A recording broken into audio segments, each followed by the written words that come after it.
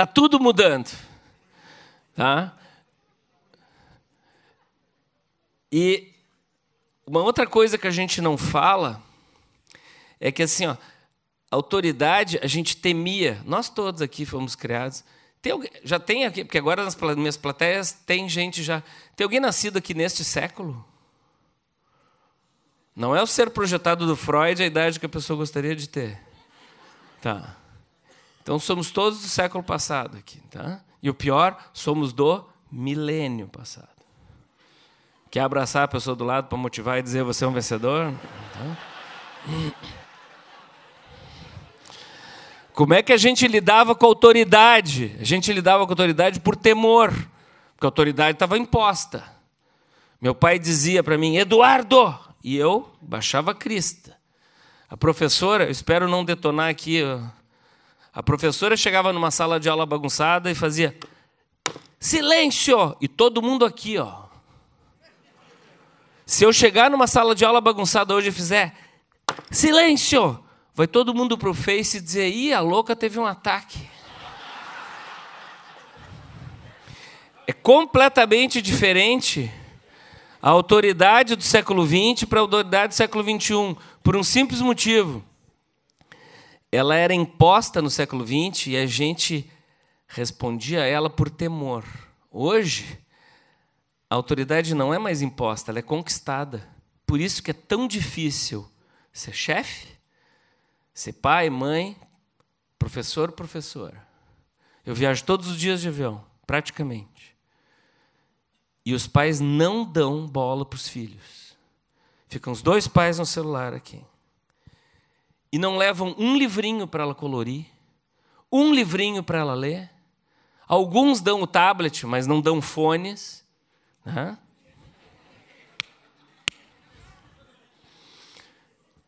E muitas vezes, senta atrás de mim, dois débeis mentais, que não estão nem aí para a criança, e uma criança atrás de mim, que a única coisa que ela tem para fazer é baixar e levantar a mesinha atrás de mim. Aí depois de algum tempo, eu, para dar ciência que está me incomodando, faço assim. E aí eu ouço uma vozinha fina dizendo, para de incomodar o moço, Camila. Vocês acham que com essa frouxa, Camilinha vai parar? É 30 segundos. 30 segundos depois, aí eu me viro, esqueço aqueles débeis mentais, porque às vezes do lado de cá ainda tem a avó que ainda fica dizendo, isso, Camila, baixa a coisinha. Hã? E aí eu me viro para Camilinha e digo, Camila, chega! E Camila, aos 8 anos, se depara com o primeiro limite de sua existência. Prestem bem atenção, senhores pais e avós. Criança precisa de atenção, amor e limite. Ela nasce sem limite, a gente tem que dar limite para ela. E agora, senhores avós, prestem bem atenção. Avô no século XX era para deseducar, porque pais educavam. Como os pais do século XXI, em sua esmagadora maioria, não educam, você sabe o que os avós têm que fazer? Educar. Então, a avó, aqui em casa não se bota pé em cima da mesa. Tá? Por isso que eu faço essa imagem aí, que eu mostro que o mundo era assim. Sabe por que era assim? Esse mandava nesse, que mandava nesse, que mandava nesse. Eu era peão. Eu não sei se eu contei essa história há 3 anos. Fui estagiário da MPM, eu acho que a Bito trabalhava na MPM nessa época, né? Eu era estagiário da MPM, tinha um dono e 10 diretores.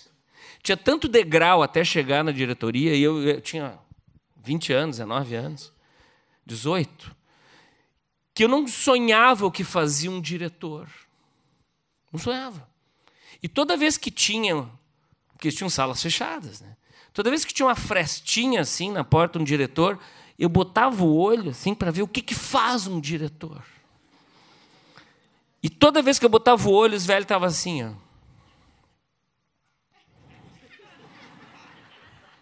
Arrumava o risque-rabisque, equidistante da foto da família e da agenda. O Ariel, por exemplo, né? Não fazia nada. E eu jurei para mim, no início de carreira, eu vou chegar lá. E a minha vida inteira eu fui trabalhando muito. Eu trabalho feito um cavalo até hoje. E fui estudando e o mundo mudando. E eu me aperfeiçoando, fazendo pós-graduação, mestrado, doutorado, ralando e o mundo mudando. E eu trabalhando, estudando e o mundo mudando. Quando chegou, bem na minha vez, hoje, dono, dona, diretor, diretora e gerente trabalha mais que peão. Então, é uma razão muito simples. É que quando o mundo era assim, tinha pouca concorrência em todos os segmentos. Precisava de pouca base de contato com o mercado.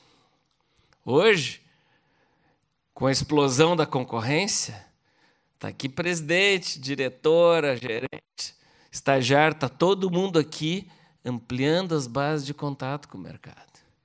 E mais todo o campo digital, para o cara não se sentir abandonado.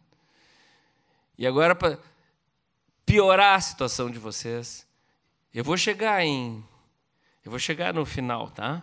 Mas eu preciso contar uma coisa antes para vocês. Eu sempre fiz previsão de comportamento da geração Z, porque eu pesquiso a geração Z desde que ela nasceu. Eu comecei a dizer coisas em 2003, 2004, 2005, que me chamavam de louco. E agora estão acontecendo as coisas. Então agora me chamam de excêntrico. Tá? É que nem rico. Rico não faz loucura, rico faz excentricidade.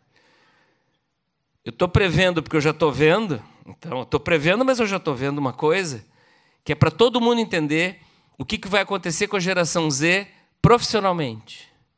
Por que eu estou falando isso? Porque a gente vai trabalhar com eles e a gente vai vender para eles. Ou não. Como é que a gente foi educado? A gente foi educado para subir na vida, né? Para crescer na profissão, para galgar posições. A geração Z terá uma trajetória em espiral. Não é uma subida em espiral, uma trajetória em espiral.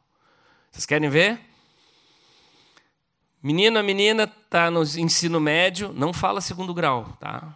Que é coisa de velho. É ensino médio, ensino fundamental e médio. E, pelo amor de Deus, não disse, foi meu colega do ginásio. Aí é pior.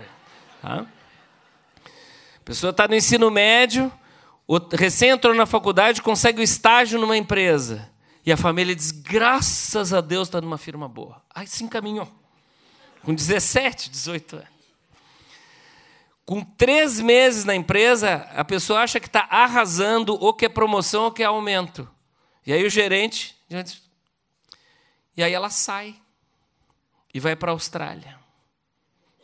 E a família diz, mas estava numa firma boa. E agora ainda tatuou um dragão inteiro no corpo. Lá na Austrália, a pessoa aprende a falar inglês fluente. Fica 1 ano e meio na Austrália. E volta. Vocês sabem que eu dizia isso para os meus alunos de graduação. Falem isso para filhos e netos, tá? Quando os meus alunos de graduação perguntavam para mim, faço pós-graduação em quê, professor? Eu dizia, em inglês fluente. Porque as empresas pagam cursos de pós-graduação para quem fala inglês fluente e não pagam curso de inglês para quem tem pós-graduação, mestrado e doutorado. Porque a menina aprendeu lá a falar inglês fluente na Austrália, volta e se coloca numa multinacional. E a família disse, graças a Deus, agora se encaminhou. Apesar da tatuagem do dragão e daquele piercing. Tá? Na multinacional, porque o clima de trabalhar lá dentro é legal, ela fica 7, 8, 9 meses e sobe uma posição e começa a ganhar mais. Aí a família diz assim, graças a Deus, apesar da tatuagem, do piercing, agora de metade do cabelo roxo, agora se endireitou. Só que aí ela se apaixona por alguém lá dentro da multinacional. E os dois saem para montar um food truck. E aí diz assim, mas não é possível, estava bem na firma, só pode ser maconheiro, não é possível. Aí o food truck começa a dar certo, Vem um investidor e compra 30% do food truck, porque é um modelo de negócios e algo com sabor espetacular, para replicar esse modelo no Brasil inteiro. Eles ganham, nesses 30%, mais do que a família tem guardado. E aí, começa a replicar o food truck no Brasil todo, mas dá um trabalho desgraçado. E eles vendem os 70% deles por metade do que vale. E vão para a Suíça colher uvas. Aí a família disse assim, mas estava bem com o caminhãozinho, estava dando dinheiro. Na Suíça, começa a fazer aqueles cursos de meditação, aquelas coisas holísticas, aquelas coisas... E num fim de semana, fazem curso junto com um cara de 30 e poucos anos, que recém vendeu o seu aplicativo para o Google e está montado na grana, com milhões de dólares no bolso.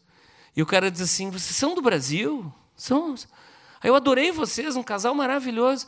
Eu preciso de gente confiável para ser meu sócio no Brasil, porque eu vou montar uma startup lá. Vocês não querem ser meu sócio? Eles ganham $500 mil de luvas e montam um escritório lá na Berrini, em São Paulo, daqueles suntuosos. E eles voltam para tocar o aplicativo. E a família diz assim, mas ganharam mais dinheiro do que toda a nossa família junto.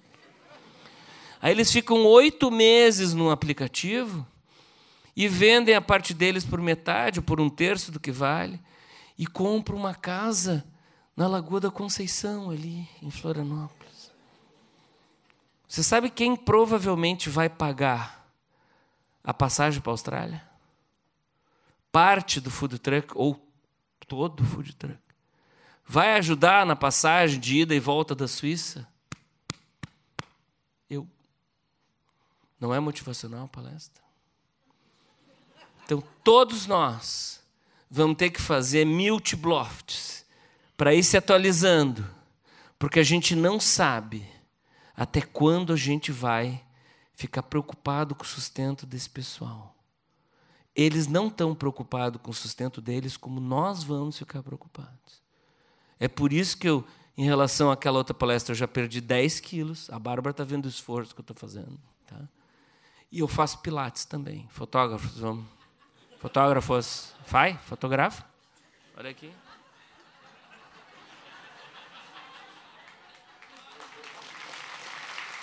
Fotografou? Não fotografou? Aqui? Ah, tá. Mas é que esse ângulo era legal. Vai.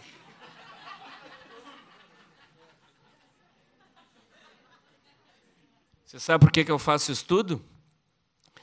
Porque eu vou sustentar os meus gurizinhos. Dá para ver ali? Deixa eu ver aqui. Dá para ver aqui? Eu vou sustentar meus gurizinhos até a morte.